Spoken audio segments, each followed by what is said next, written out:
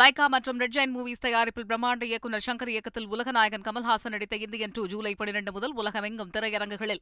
மூத்த பத்திரிகையாளர் திரு TSS மணி அவர்கள் இணைந்திருக்கிறார். திரு TSS மணி, காவல்துறையில் சில மாற்றங்கள் செய்யப்படும் எதிர்பார்க்கப்பட்ட நிலையில் காவல் ஆணையர் மாற்றப்பட்டிருக்கிறார். உங்களுடைய பார்வை என்ன? அதாவது சென்னையில் வெள்ளிக்கிழமை மாலைக்கு மேல் நடந்த ஒரு கூலிப்படுகொலை, படையினுடைய படுகொலை என்பது பெரிய அளவுக்கு எதிரொலிக்குது என்பதாகத்தான் இது பார்க்க முடியுது. அது மட்டுமல்லாம ஆட்சியாளர்களுக்கு என்ன குறிப்பிட்ட நெருக்கடிகள் என்று சொன்னால், திருநெல்வேலியில காங்கிரஸ் தலைவர் ஜெயக்குமாருடைய படுகொலை என்பதும் கூட எப்படி நடந்ததுன்னு இன்னமும் கண்டுபிடிக்க முடியாத ஒரு சூழல். அதையொட்டி தீபக் ராஜ் என்ற பசுல் பாண்டியன் அணியைச் சேர்ந்தவருக்கு கூலிப்படையால் தான் கொலை நடந்ததுன்னு திருநெல்வேலியில இருந்து வந்திருக்கக்கூடிய அடுத்த செய்தி. அதற்கு பிறகு இங்கே ஆம்ஸ்ட்ராங்கினுடைய 2 நாள் முன்னால் நடந்த படுகொலை, இப்படியாக வரிசையாக நடந்தது என்பதையும் தாண்டி ஆட்சியாளர்களுக்கு என்ன புதிய நெருக்கடின்னு சொன்னா, அரசியல்லையே நெருக்கடி வந்துருச்சு. எப்படின்னு சொன்னா,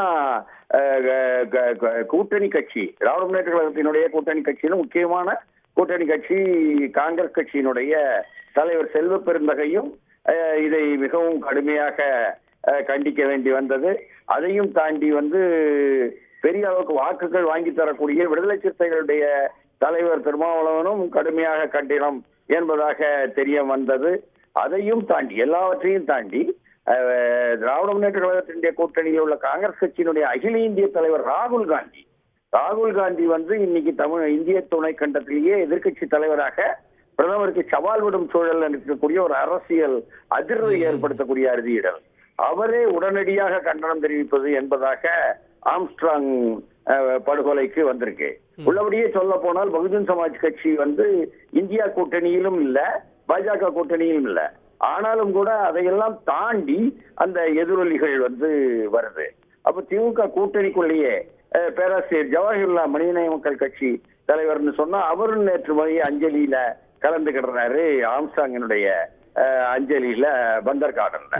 இந்த அளவுக்கு வரிசையாக வரும்பொழுது தங்களுடைய கூட்டணிக்குள்ளேயே, அரசியலுக்குள்ளேயே இப்படி சவால்கள் வரும் நேரத்துல ஒரு செய்தி பார்க்கணும். என்னன்னு சொன்னா, இது அரசியல் படுகொலை அல்லன்னு அவசரமாக காவல்துறையினுடைய செய்தி என்பது நேற்று காலை ஏடுகள்ல, ஆங்கில ஏடுகள்ல தலைப்பு செய்தியாக வரும் அளவுக்கு வருது. அப்ப இதெல்லாம் என்ன? அப்ப காவல்துறை என்ன செய்யுது, என்ன நடக்குது? அப்ப ஆட்சியாளர்களுக்கு தானே இதனால் பெயர் கெடும் என்ற சூழல் ஒரு நெருக்கடி தான் நிச்சயமாக. அதனால உடனடியாக சில நடவடிக்கைகள் எடுத்தாகணுங்கிற கட்டாயம், நிர்பந்தம் ஆட்சியாளர்களுக்கு வருது. அதனாலதான் உயர்நீதிமன்றத்திற்கு சென்ற ஆம்ஸ்ட்ராங் வழக்கில் கூட சரி விட்டு கொடுத்து நீங்கள் எப்படியும் போங்க, எப்படியும்னாலும் இடம் தேர்வு செய்யுங்க, நீங்க தேர்வு செய்து ஏற்றுக்கொள்றவங்க காவல்துறை ரிலாக்ஸ் பண்ணதெல்லாம் அரசினுடைய நிர்பந்தம், அதிலும் கூட தெரியுது. இப்படியாக ஒரு நெருக்கடி வரும்பொழுது யார் சம்பந்தப்பட்டவர்கள் என்பதுல கூட, பின்னணியில என்ன நடந்திருக்கு என்பதிலும் கூட பெரிய பெரிய குற்றச்சாட்டுக்களை எல்லாம் வைக்கும் அளவுக்கு தான் ஊடகங்கள்ல வருது, இந்த தலைவர்களுடைய பேச்சுக்கள்ல வருது. அப்படி வரும்போது அகில இந்திய பாஜக தலைமையில இருந்தும் வந்துருது எதிர்ப்பு, கண்டனம். இங்கே தமிழிசையை சேர்ந்தும் வந்துருது. இப்படியாக பல்வேறு வரும்பொழுது உடனடியாக சில மாற்றங்களை செய்து, அதுவும் கருணாபுரம் பிறகு, கள்ளச்சாராய சாவுகளுக்கு பிறகு தொடர்ந்து இது மாதிரி கெட்ட பேர் வரும் பொழுது அவர்கள் நடவடிக்கை எடுத்துத்தான் ஆகணும். சென்னை மாநகர காவல்துறை ஆணையர் அப்படின்ற பார்வையை முன் வச்சிருக்கீங்க. இணைந்ததற்கு நன்றி மணி. லைகா மற்றும் ரெட் ஜெயின் மூவிஸ் தயாரிப்பில் பிரம்மாண்ட இயக்குநர் சங்கர் இயக்கத்தில் உலகநாயகன் கமல்ஹாசன் நடித்த இந்தியன் 2 ஜூலை 12 முதல் உலகமெங்கும் திரையரங்குகளில்.